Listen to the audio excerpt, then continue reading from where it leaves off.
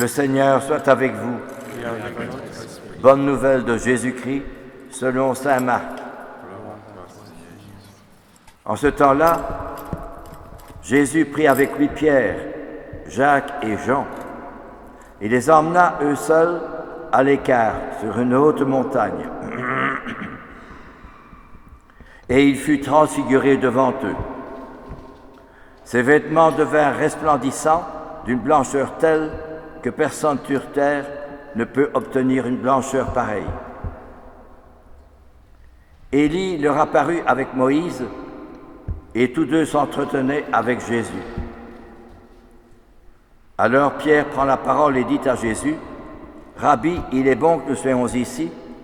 Dressons donc 3 tentes, une pour toi, une pour Moïse et une pour Élie. »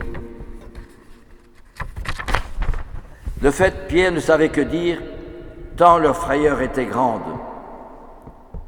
Survint une nuée qui les couvrit de son ombre, et de la nuée une voix se fit entendre, « Celui-ci est mon fils bien-aimé, écoutez-le. » Soudain, regardant tout autour, ils ne virent plus que Jésus seul avec eux. Ils descendirent de la montagne, et Jésus leur ordonna de ne raconter à personne ce qu'ils avaient vu, avant que le Fils de l'homme soit ressuscité d'entre les morts. Et ils restèrent fermement attachés à cette parole, tout en se demandant entre eux ce que voulait dire « ressuscité d'entre les morts ». Acclamons la parole de Dieu. Louange à toi, Seigneur Jésus. Nous venons d'entendre le récit de la transfiguration de Jésus devant Pierre, Jacques et Jean.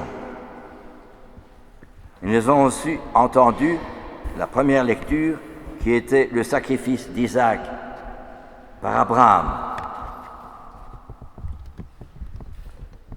Ces deux récits, d'une part pour Abraham qui veut immoler son fils Isaac, qui est une préfiguration de Jésus qui vient s'offrir et mourir sur la croix pour nous sauver du péché, et alors la transfiguration de Jésus qui veut montrer à ses apôtres que devant l'ignominie de sa passion, de tant de souffrances, de tant de rejets, de tant de violence, eh bien, Jésus veut montrer qu'il est bien, par la transfiguration, qu'il est bien l'envoyé de Dieu, le Messie. Or, aujourd'hui, il faut bien reconnaître que le monde dans lequel nous vivons est difficile, il est dur. Il y a 4 guerres. La guerre israélo-arabe,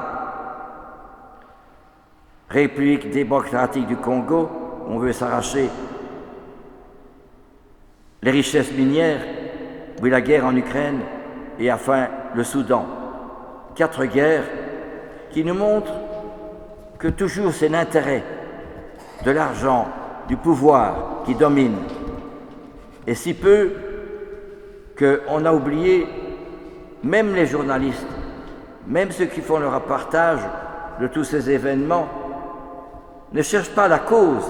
Ils rapportent ce qui se passe avec beaucoup de brouillot et de violence, mais sans chercher à savoir, bien sûr, qu'il y a des causes économiques, des causes de pouvoir, mais que surtout l'homme, et surtout en Occident, la vraie cause de toutes ces guerres, de toutes ces violences, même chez nous aussi, eh bien, c'est qu'on a oublié Dieu.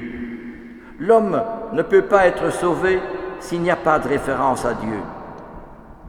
Eh bien, c'est justement cela qui nous a rapporté dans cet évangile et dans cette première lecture d'Abraham avec Isaac.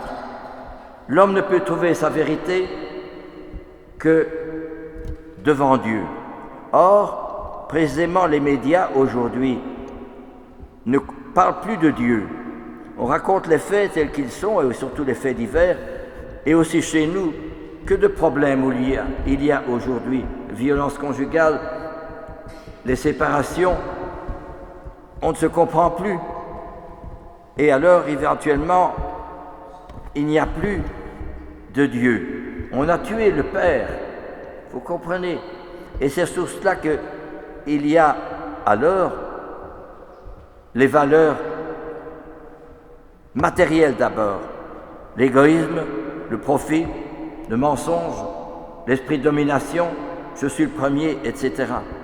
Avant les valeurs spirituelles qui sont le don de soi, la générosité, le sacrifice, la fidélité, le sens du devoir, tout ça, on n'en parle plus tout cela, de ces valeurs-là. Or, ce sont seulement ces valeurs qui construisent l'homme. S'il n'y a pas ces valeurs, ce n'est pas possible de construire une vie, de construire l'homme. C'est pour cela qu'il y a tant de jeunes qui tombent dans la drogue, l'alcool, le suicide, ils en ont marre. Il n'y a plus de, je dirais, de lieu, même dans les médias, il n'y a plus un endroit ou un moment où on montre le sens de l'homme qui donne sa vie pour les autres. Ça n'existe presque plus. Comprenez? Or, si peut-être dans les Médecins sans frontières ou d'autres œuvres, c'est vrai, mais on montre ce qu'eux font, mais on ne montre pas la générosité de ceux qui font cela. Alors justement, c'est précisément cela, la vraie grandeur de l'homme se trouve dans le cœur, dans l'amour. Et c'est ça que nous oublions. C'est pour ça que le pape Jean-Paul II disait que la culture européenne, c'est une culture de mort.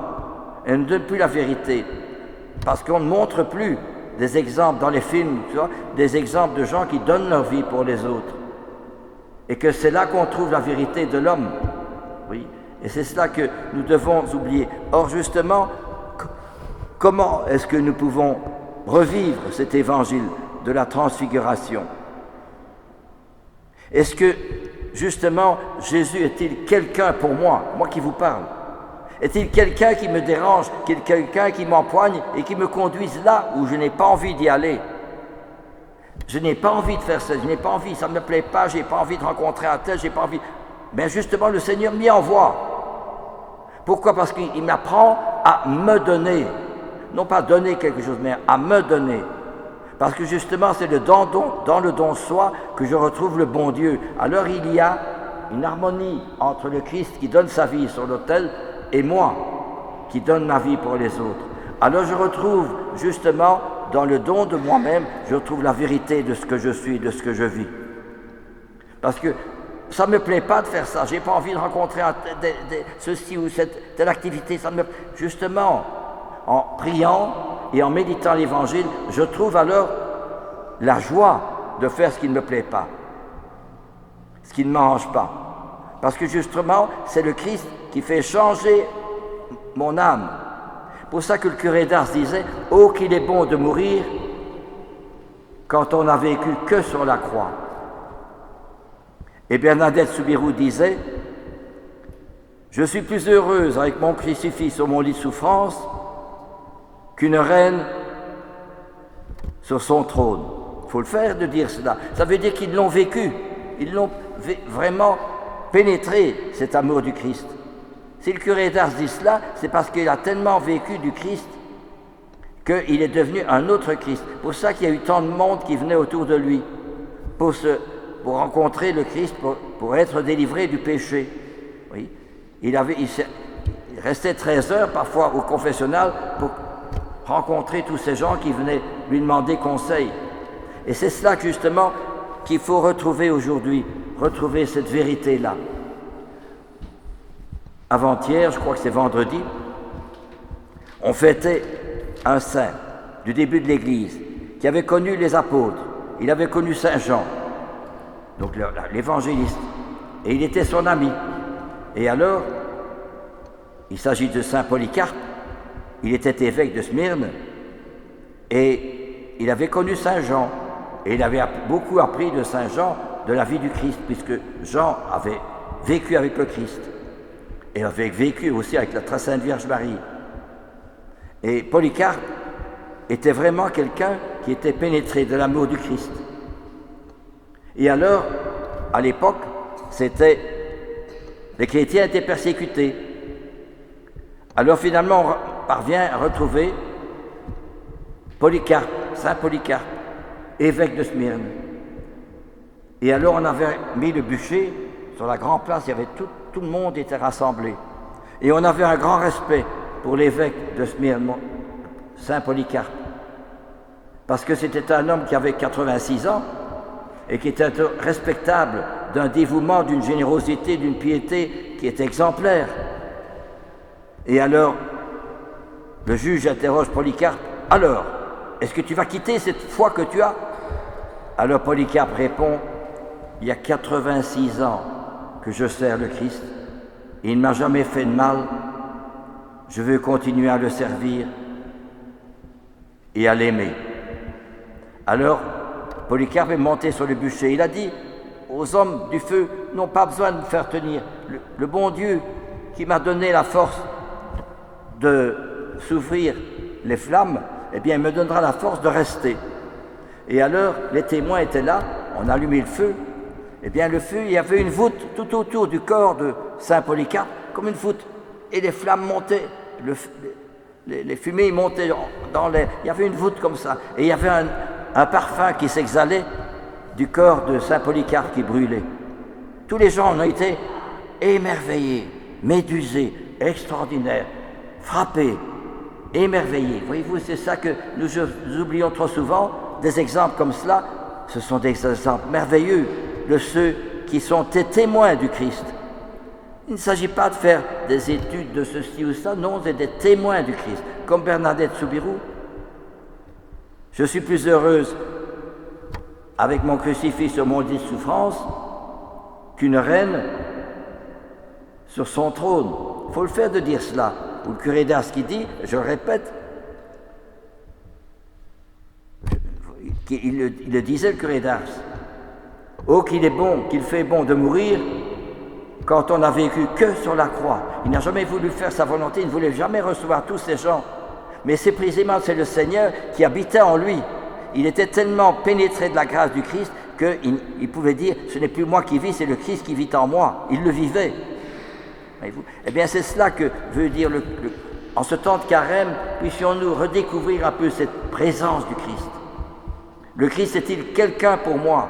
Est-il quelqu'un qui me pénètre, qui me change, qui me transfigure? Ce n'est plus moi qui vis, c'est le Christ qui vit en moi. C'est cela Pâques, ce passage entre l'égoïsme et l'amour, entre l'orgueil et le don de soi, entre la mort et la vie. Eh bien, puissions-nous, frères et sœurs, en ce temps de carême, retrouver un peu comment les saints ont vécu véritablement le carême, comment les saints ont vécu vraiment le Christ.